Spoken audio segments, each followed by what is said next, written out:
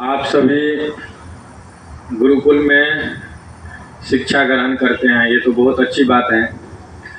और हम लोग गुरुकुल में रोज यज्ञ करते हैं, संध्या करते हैं, लेकिन क्या स्कूल में भी ऐसा व्यवस्था है? जी। ये भारत में ऐसी व्यवस्थाएं थी पहले, क्योंकि स्कूल जो है ना, भारत में स्कूल नहीं था, गुरुकुल ही था। किसी ने आप लोगों को बताया होगा या नहीं बताया होगा? आप लोगों को पता है जी। कि भारत में पहले स्कूल नहीं, गुरुकुल ही थी, लेकिन वो गुरुकुल किसी न किसी कारण से बंद हो गया। कैसे बंद हो गया? क्योंकि उसको जबरदस्ती बंद कर दिया गया। जैसे आपने सुना होगा कि राजा विक्रमादित्य हैं, महापुरुष श्री रामचंद्र जी हैं, योगेश्वर श्री कृष्ण जी हैं, ये सभी कहाँ के विद्यार्थी थे? ये सभी ब्रह्मचारी गुरुकुल के पढ़े लिखे थे। और हमारे देश में गुरुकुल ही चलता था, स्कूल नहीं चलता था। लेकिन अभी ऐसा है कि गांव, शहर, गली, हर जगह मतलब स्कूल। और इस गुरुकुल में क्या सिखाया जाता था आपको पता है? जैसे अभी क्या है कि हम लोग देखते हैं, आप लोग भी अपने गांव में देखते हुएगा, मान लीजिए कि हम दो आदमी आपस में लड़ रहे हैं, तो एक आदमी के हाथ से कोई शस्त्र गिर गया, तलवार गिर गया, लाठी गिर गया, तो दूसरा आदमी क्या करता है? उसको मौका देता है कि तुम लाठी उठाओ तब युद्ध करेंगे। लाठी गिर गया, अब उसको क्या करता है कि वार कर देता है, वार कर देता है ना। लेकिन हमारे भारतीय संस्कृति में ऐसा नहीं था। कैसा था? आप जब महाभारत देखते हैं तो आप देखिएगा, महाभारत के एपिसोड आप लोग देखे हैं जी? महाभारत नहीं देखे हैं? देखे हैं ना। तो जब महाभारत में कर्ण के साथ में अर्जुन युद्ध करते थे, तो अर्जुन और कर्ण का जब युद्ध करता था ना, तो कर्ण का रथ धंस गया नीचे जमीन में, और उसके हाथ में धनुष बाण भी नहीं था। तो अर्जुन ने रुक गया था। अर्जुन ने कहा था माधव से, भगवान श्री कृष्ण से कहे थे, जी कर्ण तो निहत्थे है, उनके हाथ में न तो शस्त्र है न कुछ है, मैं कैसे बाण चलाऊंगा? कहा था कि नहीं कहा था? क्योंकि निहत्थे आदमी पे बाण नहीं चलाया जाता था। लेकिन क्यों चलाया गया? क्योंकि अर्जुन ने चलाया उस समय। भगवान श्री कृष्ण ने क्या कहा कि देखो, जो धर्म का पालन करता है उसी के साथ धर्म निभाया जाता है। किसके साथ निभाया जाता है? जो धर्म का पालन करता है उसी के साथ धर्म निभाया जाता है। और जो धर्म का पालन ही नहीं करता है, उसको हम धर्म कैसे निभाएंगे? इसीलिए जब अभिमन्यु के पास में हथियार नहीं था, शस्त्र नहीं था, तब कर्ण भी तो, सारे लोग तो उनको मारे थे ना। इसलिए उस समय में कर्ण तो धर्म का पालन नहीं किया था। इसलिए आप भी धर्म का पालन छोड़ दीजिए, क्योंकि ये कौन सा धर्म का पालन किया जी? पहले तो इन्होंने धर्म को तोड़ा है। तो हमारे भारतीय संस्कृति बहुत उच्च स्तर का संस्कृति था। दूसरी बात है कि आप लोगों को पता होगा कि चाणक्य का नाम भी आप लोग सुने होंगे, आचार्य चाणक्य का। आपको पता है कि चाणक्य जिस गुरुकुल में पढ़ते थे, उस गुरुकुल में पढ़ाते भी थे और पढ़ते भी थे। आज ऐसा सिस्टम नहीं है, आज ऐसा व्यवस्थाएं नहीं है। आप लोगों को लगता है जी हम तो विद्यार्थी हैं जी, हमारा तो कोई दायित्व ही नहीं है जी। मैं तो ऐसा व्यवस्था बनाना चाहता हूँ कि आप 5वीं कक्षा के विद्यार्थी हैं जी, तो आप पहली से 5वीं कक्षा तक को पढ़ाइए जी। क्या ऐसा संभव नहीं है? आराम से संभव है जी। जब आप पहली कक्षा की चीजें सीख लेंगे, दूसरी की सीख लेंगे, तीसरी की सीख लेंगे, चौथी की सीख लेंगे, 5वीं की सीख लेंगे, तो दूसरे को भी सिखा सकते हैं। मैं यहाँ पढ़ने की बात नहीं कर रहा हूँ। मैंने क्या कहा कि जब आप पहली से लेकर 5वीं कक्षा तक की पाठ्य पुस्तक के उसके ज्ञान को सीख लेंगे, तो आप दूसरे को भी सिखा सकते हैं। लेकिन अगर आपने पढ़ लिया तो दूसरे को भी पढ़ा ही सकते हैं, सिखा नहीं सकते हैं। अब पढ़ने में और सिखाने में बहुत अंतर है। क्या आपको अंतर नहीं लगता है? पढ़ने में और सिखाने में क्या अंतर है? पढ़ा हुआ चीज किसी व्यक्ति को कुछ सीमित समय तक ही याद रह सकता है, लेकिन सीखा हुआ चीज किसी व्यक्ति को जीवन भर याद रह सकता है, जब तक वो जीवित रहेंगे। जीवन भर का अर्थ क्या है? जब तक वो व्यक्ति जीवित रहेंगे। तो सीखने में और पढ़ने में इतना का अंतर है। हमने पढ़ लिया, आपने पढ़ लिया, हमारे माता पिता ने पढ़ लिया। पढ़े हुए चीज किसको याद है? आप एग्जाम दे के आओ, खत्म। एग्जाम हॉल से बाहर निकलो, जब आपसे पूछेंगे याद ही नहीं है आपको जी। क्यों? क्योंकि आपने पढ़ के गया था, सीख के नहीं गया था। अब देखिए सीखने और पढ़ने में क्या अंतर है। आप देखते हैं कि बिल्डिंग बनाते हैं, राजमिस्त्री बनाते हैं ना जी। बढ़े लकड़ी का काम बनाते हैं जी, और बहुत सारे काम है। किसान खेती करते हैं जी, और हम लोग भी अपना अपना कार्य करते हैं जी। जैसे हमारी मातृभाषा मैथिली है, मैं मधुबनी से हूँ, तो मिथिलांचल क्षेत्र है बिहार में मगही है, भोजपुरी है, मिथिला क्षेत्र है, इस तरह का क्षेत्र है। मतलब एक बिहार में कई तरह की भाषाएं चलती है। जैसे यहाँ भी है, यहाँ हरियाणा में भी है कि कुछ क्षेत्र में पंजाबी चलता है। जैसे ये जहाँ से आए वहाँ पंजाबी चलता है, क्योंकि पंजाब के नजदीक में है, सटा हुआ है, समझ रहे हैं। तो जिस राज्य से सटे हुए हैं, जिस भाषा से सटे हुए हैं, वहाँ के लोग भले ही राज्य अलग हो, वो वहाँ का पकड़ आ जाते हैं, समझ में आ गई। तो ये सारी चीज होती है। तो इसमें क्या हुआ कि ये आपने देखा कि बिल्डिंग बनाने वाला एक सुंदर सुंदर बिल्डिंग बनाते हैं, लेकिन जब आप उनको पता करेंगे जी आपने किस कॉलेज में पढ़ा बिल्डिंग बनाने की पढ़ाई, पता चलेगा वो किसी कॉलेज में नहीं पढ़ा, समझ में आती है। और ये पता चले कि जो नदी के ऊपर पुल बनाते हैं, पुलवा जो बनाते हैं इंजीनियर, उन्होंने बड़े बड़े डिग्री लेके बैठा है। अभी मैं आपको बताऊं, मेरे बिहार में एक पुल बना हुआ था, करोड़ों करोड़ का पुल था, उन्होंने उद्घाटन भी नहीं हुआ पुल का और गिर गया। अब बताओ उनका डिग्री किसी काम का है। और आज से जो 100 साल पहले पुल का निर्माण हुआ था, वो बिहार में ऐसे है, हजारों ट्रक डेली गुजरती है। और जो 100 साल पहले लोग बनाए थे, हमारे यहाँ के पूर्वज बनाए थे हमारे, वो तो किसी स्कूल कॉलेज का मुंह भी नहीं देखा था जी। और उन्होंने बनाया तो 100 साल से चल रहा है पुलवा, आज तक नहीं टूटा। और अगले 50 साल और चलेंगे, 100 साल और चलेंगे, तब भी नहीं टूटेगी वो पुल। लेकिन आज के जो कॉलेज के इंजीनियर है, वो उद्घाटन भी नहीं होता है उस पुल का, एक भी गाड़ियां भी नहीं चलती है उस पुल से, और पता चला कि वो पुल तो एकदम ध्वस्त हो गया। और ऐसे हमारे भारत देश में केवल ये बिहार की बात नहीं है, ऐसे कई सारे स्टेटों में इस तरह की घटनाएं हो चुकी है। महाराष्ट्र में जब मैं मुंबई में था, तो उस समय में मेट्रो स्टेशन बन रहा था, मेट्रो का वो बन रहा था, ऊपर ब्रिज बन रहा था, और वो मेट्रो चला ही नहीं, ब्रिज गिर गया लोगों के शरीर पे। और बताओ, पता इंजीनियर लोग उसको बनाते हैं, ये तो लोकल बिना पढ़े लिखे बिना डिग्री वाले को बनाने नहीं देते हैं। और मैंने देखा है कि हमारे गांव में, हमारे कस्बे में, हमारे मोहल्ले में, अरे जिन्होंने ऐसे ऐसे लड़का को मैं देखा हूँ या देखता हूँ, आप लोग भी देखे होंगे, जिन्होंने आपके गांव में भी होंगे, जो बिल्डिंग बनाने का कार्य करते हैं, कभी स्कूल कॉलेज नहीं गया, उन्होंने सीख लिया है। और जिनसे वो सीखते हैं ना, उससे बढ़िया बिल्डिंग बना देते हैं जी, रंग बिरंग का बिल्डिंग बना देते हैं, अनेक डिजाइन बना देते हैं। क्यों बना देते हैं जी? उन्होंने तो किसी कॉलेज स्कूल नहीं गया, क्योंकि उन्होंने सीखा। तो सवाल ये नहीं है कि आप बड़े से बड़े स्कूल में, बड़े से बड़े कॉलेज में, बहुत बड़े अध्यापक जो बहुत अधिक सैलरी लेते हैं, बहुत ज्यादा उनका वेतन है, उनके पास ही आप पढ़े तो आप बड़े बन सकते हैं, ऐसी कोई जरूरत नहीं है। आप अपने घर में, आप किसी छोटे स्तर पे, आप किसी गुरु जी के सानिध्य में कहीं से भी शिक्षा ग्रहण कर सकते हैं, बशर्ते इसको ग्रहण करने के लिए आपको मानसिक रूप से तैयार होना पड़ेगा, शारीरिक रूप से तैयार होना पड़ेगा, तब जाके होगा। आपका शरीर स्वस्थ होना चाहिए, आपका बुद्धि विवेक सही से काम करना चाहिए, और आपका ध्यान उस पर फोकस होना चाहिए। आपका लक्ष्य होना चाहिए कि जी हम 5वीं कक्षा में पढ़ते हैं, तो 5वीं तक के सभी विषय को हमको सीखना है जी। जो हमारे शिक्षक कहते हैं उसकी बातों को ध्यान देना है जी, उसी रास्ते पे चलना है। क्यों आपके शिक्षक आपको क्यों कहते हैं आपके अध्यापक? क्योंकि आपके अध्यापक उस कार्य को, उस चीज को देखे हैं, उस चीज को देखे हैं, समझे हैं, तब ना कहते हैं आपसे बड़े।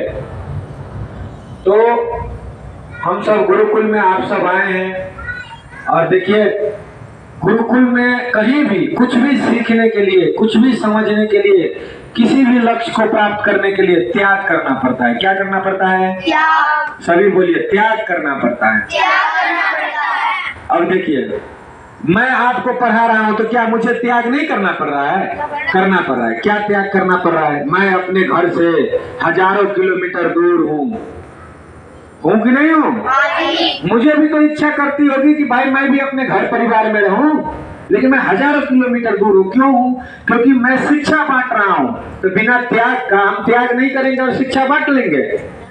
असंभव है भाई। त्याग तो करना पड़ता है। किसी भी कार्य को सफल बनाने में, उस कार्य को करने में त्याग तो करना पड़ता है। बिना त्याग का कुछ नहीं होता, कुछ नहीं हो सकता। मेरी समझ जितनी है उस हिसाब से मैं बता रहा हूँ। तो इसी तरह से आपको त्याग करना पड़ेगा जी। क्या त्याग करना पड़ेगा?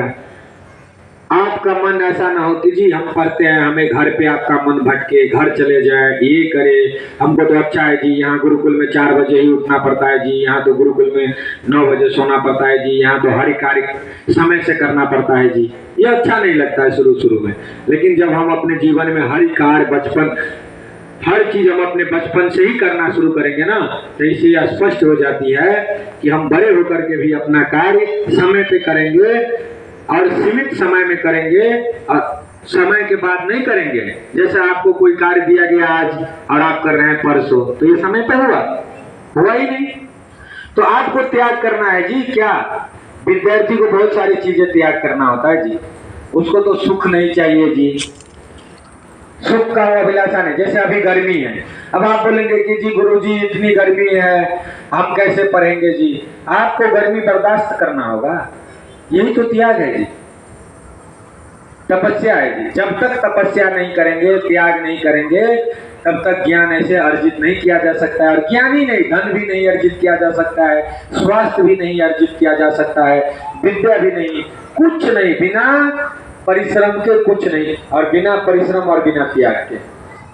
तो हम सब गुरुकुल में आप सब पढ़ते हैं, तो आप सबसे हम यही कहेंगे कि आप सब परिश्रम और त्याग करना सीखिए।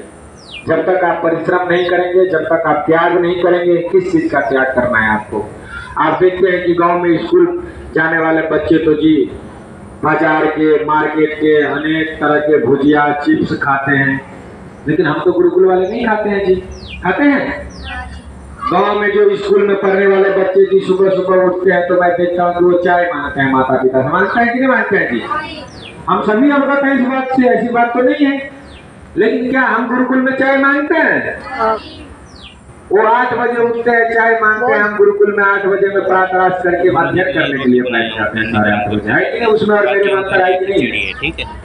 तो आप सब गुरुकुल में आए हैं और आप सबके माता पिता गुरुकुल में दिए हैं।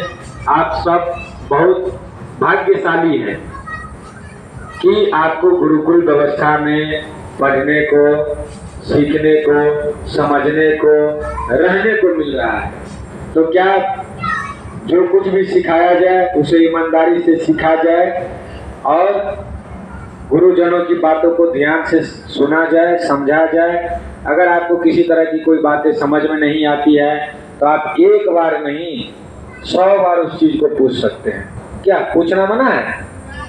100 बार आप पूछ सकते हैं। जितना मेहनत आप करेंगे, अगर विद्यार्थी मेहनत करते हैं, अगर ब्रह्मचारी मेहनत करते हैं, तो गुरुजनों भी पीछे नहीं रहेंगे मेहनत करने में। क्या रहते हैं? जब आप हमसे कोई प्रश्न पूछेंगे, जब आप हमारे पास में कोई समस्या लेके आते हैं, क्या हम तुरंत जग जाते हैं कि नहीं जग जाते हैं? चाहे वो रात हो, चाहे दिन हो, चाहे दोपहर हो, किसी बच्चे की कोई समस्या हो जाए, गुरुजनों का कक्ष खटखटाते हैं जी दरवाजे की, हाँ जी, तुरंत गुरुजन खड़े हो जाते हैं। होते हैं कि नहीं होते हैं?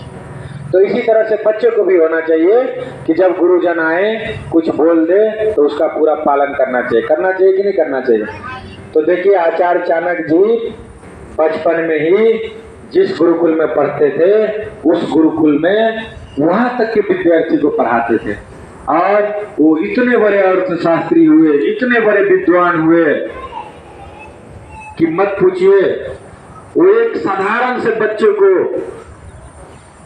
जो गाय चराते थे, चरवाहा थे, वो बच्चे जो कभी गुरुकुल में नहीं जाते थे, उस बच्चे को उन्होंने राजा बना दिया, जिनके माता पिता कभी सोचे नहीं थे। आप लोग चाणक्य एपिसोड अगर देखे होंगे तो आप लोगों को पता चला हुआ चंद्रगुप्त था कि नहीं जी?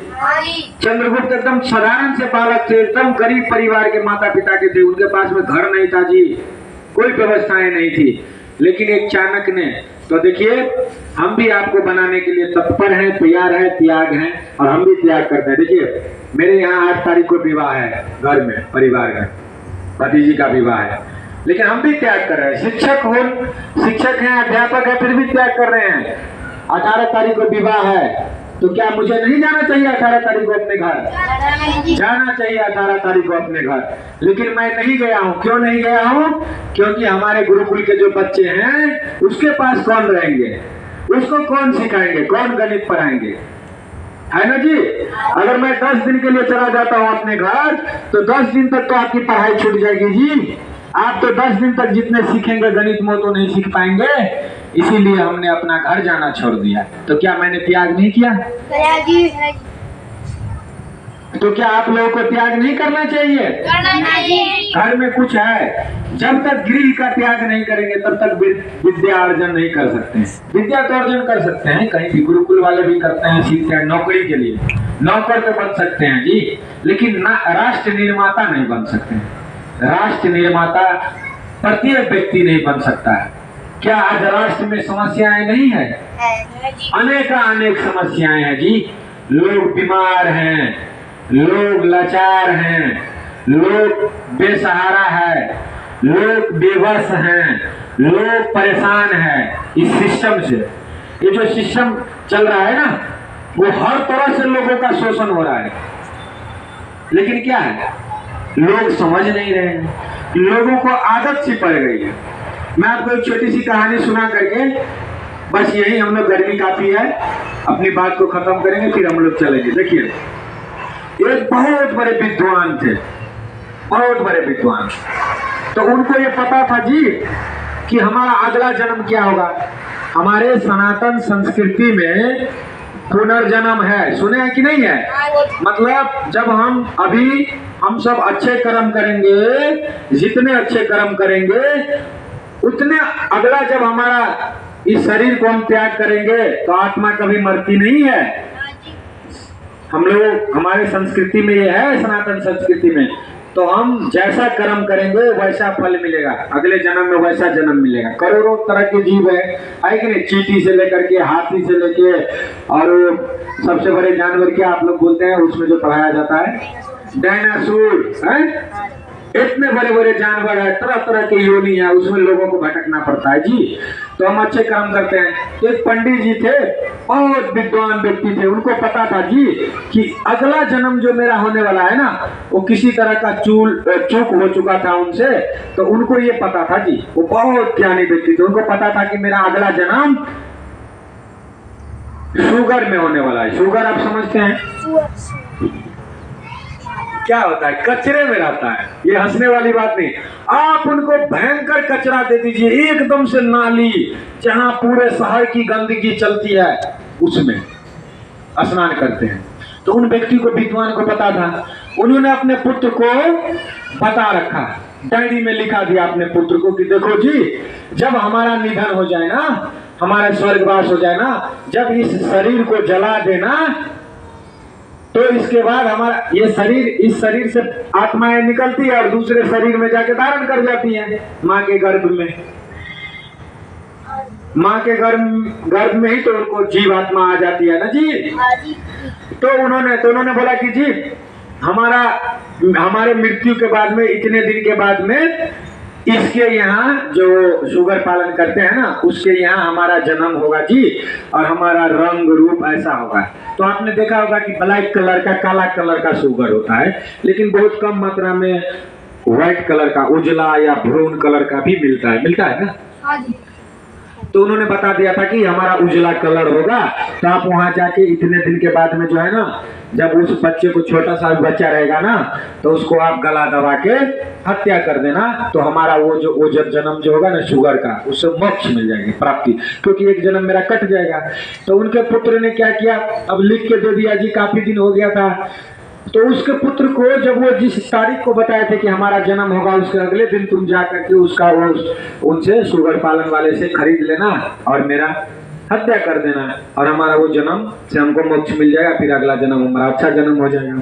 तो उनके पुत्र को ये बात याद नहीं रही, और उनका पुत्र जो है ना, काफी दिन के बाद में जो है सो याद आया। तो पता चला, रहे हमारे पिताजी तो ये बातें लिखा के गए थे जी, लिखा हुआ डायरी उल्टा है तो पिताजी के, तो उसमें उन्होंने पढ़ा। तो उन्होंने उसके पास में गए, उनको बोला कि जी इस तारीख को आपका शुगर कोई बच्चा दिया, तो बोला हाँ जी।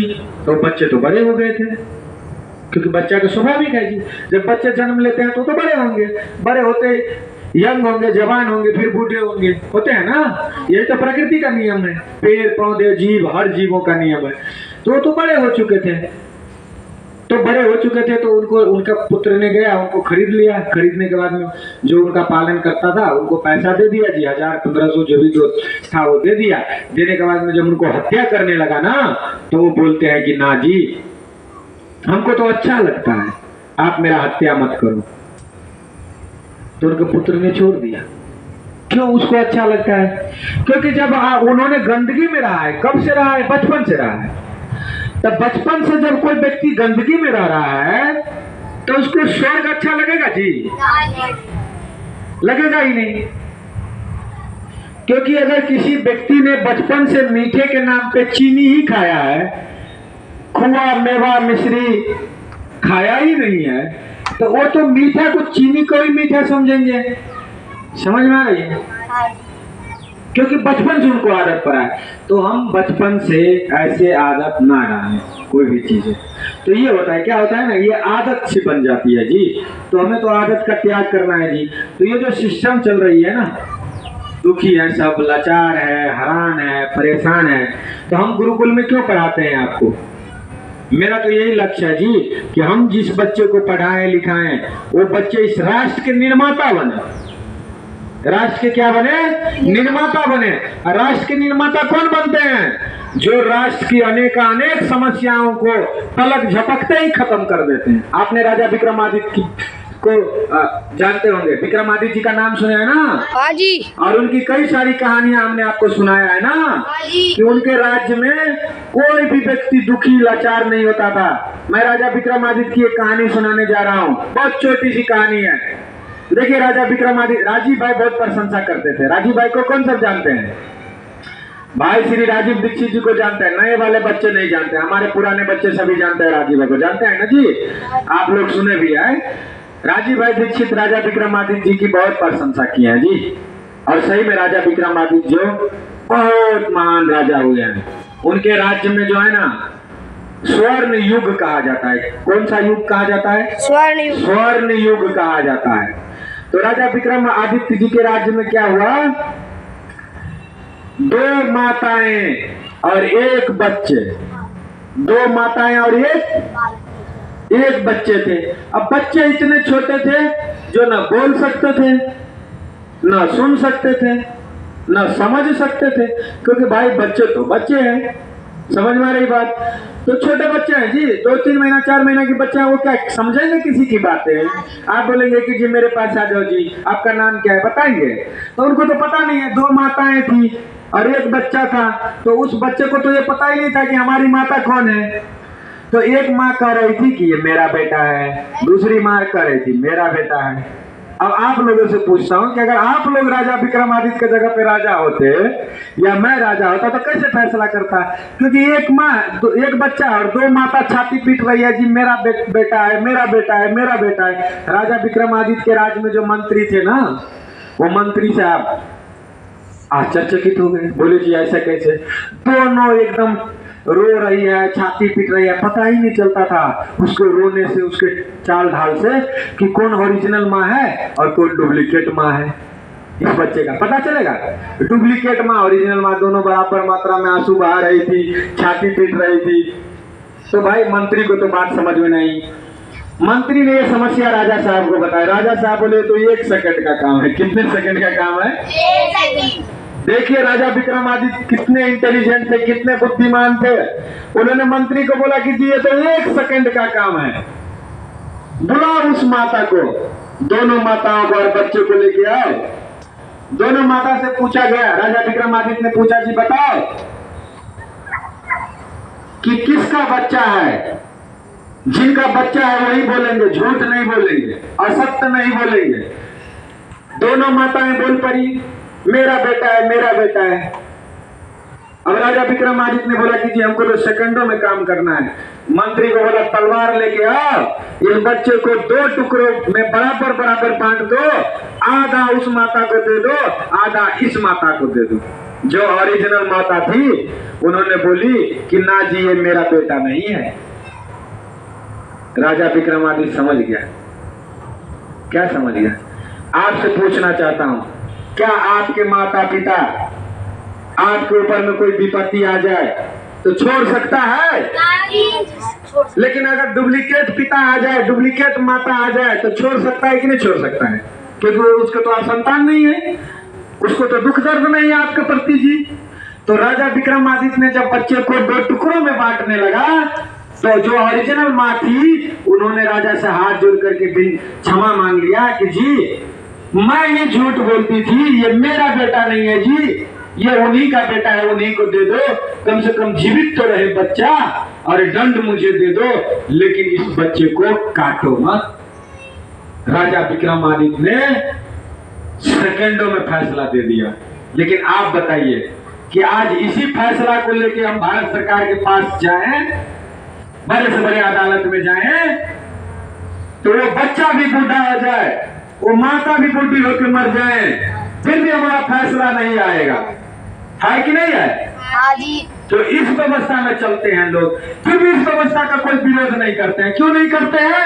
क्योंकि ये शुगर के कहानी की तरह है, क्योंकि इस व्यवस्था में हो रही है, इस कचरापन में हो रही है। तो जब कचरापन में हम रह लेंगे तो अच्छाई हमने कभी देखा ही नहीं, तो अच्छे को कैसे महसूस करेंगे?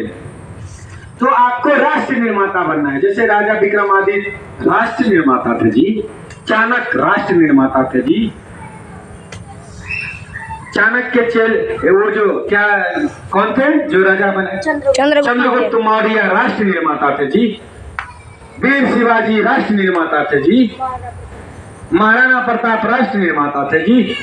इन्होंने राष्ट्र के लिए क्या नहीं किया है? तो गुरुकुल के बच्चों को भी राष्ट्र निर्माता बनना है, हमें बहुत ऊंचा लक्ष्य लेके जाना है जी।